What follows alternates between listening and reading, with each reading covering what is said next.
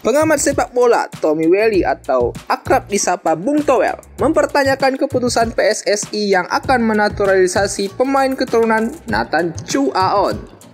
Sebab pemain belakang sudah cukup banyak ada di timnas Indonesia. Lalu apa yang menjadi pertanyaan seorang Bung Towel tentang rencana naturalisasi tersebut? Simak selengkapnya di Bung Bil. Namun sebelum itu jangan lupa buat like serta subscribe channel Bung Bil supaya kalian tak ketinggalan berita-berita menarik seputar sepak bola Indonesia dan mancanegara.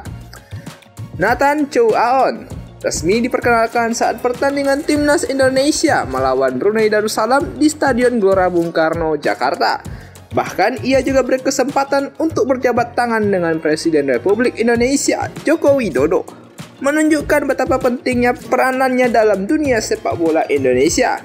Sebagai informasi, Nathan Chu Aon saat ini merupakan pemain yang membela klub Liga Inggris Swansea City yang berkompetisi di divisi Championship.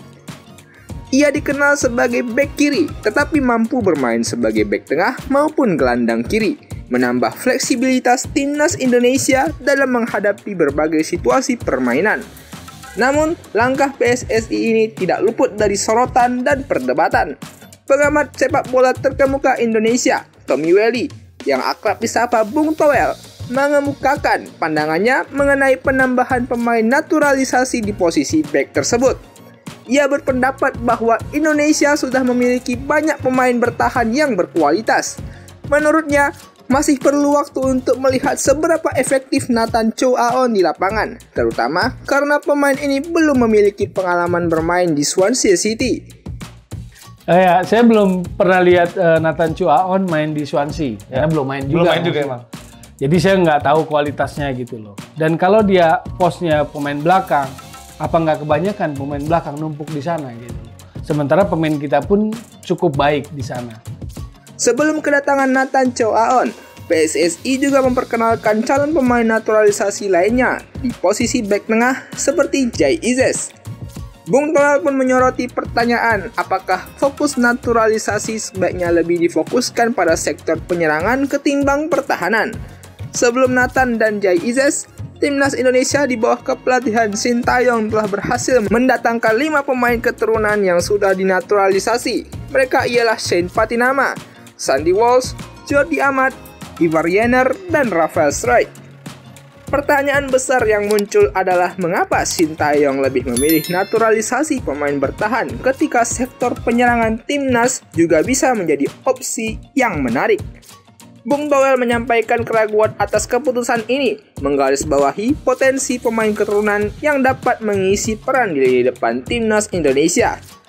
Dalam menghadapi pertandingan-pertandingan mendatang, kebijakan naturalisasi pemain oleh PSSI haruslah disikapi dengan bijak, mengingat pentingnya membangun keseimbangan antara sektor pertahanan dan penyerangan dalam timnas Indonesia. Kebijakan ini tentu akan terus menjadi perbincangan hangat dalam dunia sepak bola tanah air. Walau begitu, tentu ada pertimbangan mengapa PSSI dan tim pelatih saat ini gencar menaturalisasi pemain keturunan yang kebanyakan berposisi sebagai bek. Sintayong sebagai pelatih timnas tentu memahami kedalaman skuad timnas Indonesia saat ini. Selain itu, STY dan juga Erick Thohir selaku ketua PSSI yang sudah menggarisbawahi bahwa pemain keturunan yang dicari untuk membela timnas Indonesia haruslah berkualitas dan memiliki rating grade A, yang tentunya levelnya berada di atas pemain lokal. Untuk case ini, mengapa sektor pertahanan yang menjadi fokus dari timnas? Ada beberapa pendapat dari kami mengenai kebijakan tersebut. Pertama, jangka masa depan. Saat ini, sektor pertahanan sudah diisi oleh beberapa nama seperti Jordi Amat, Elkan Bagot, Sandy Walsh hingga Shane Patinama. Nama pertama yakni Jordi Amat sudah menginjak kepala 3, sehingga kemungkinan performa terbaik Amat buat timnas bakal bertahan 3 hingga 4 tahun mendatang. Maka dari itu, PSSI saat ini berfokus untuk menyiapkan penerus koleganya yang lebih muda dan tentunya berada di level yang lebih tinggi, sehingga nama Jai Izes, bek tengah dari klub Serie B Venezia, menjadi opsi. Usianya pun masih muda, yakni berusia 23 tahun, sehingga jangka waktunya bakal lebih panjang untuk regenerasi lini pertahanan.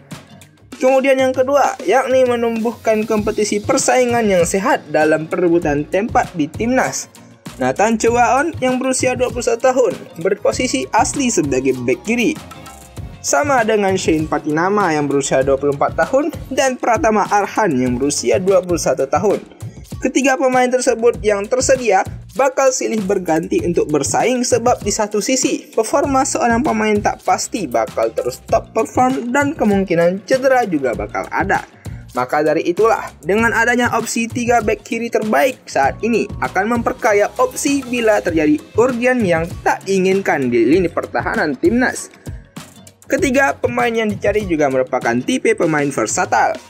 Kedua pemain, Jay Izzes dan Nathan Chow Aon, merupakan tipe pemain versatile yang bisa diletak di banyak posisi. Selain posisi utamanya sebagai bek tengah, Jay Izzes bisa diletak di posisi gelandang tengah serta gelandang bertahan. Sementara Nathan juga bisa diletak di posisi bek tengah maupun gelandang. Opsi seperti ini menambah pakem formasi yang bisa dimanfaatkan oleh STY untuk memperkuat lini tengah dan bek tengah juga. Keempat, yang paling logis, kebutuhan bek lebih banyak opsi ketimbang lini lainnya.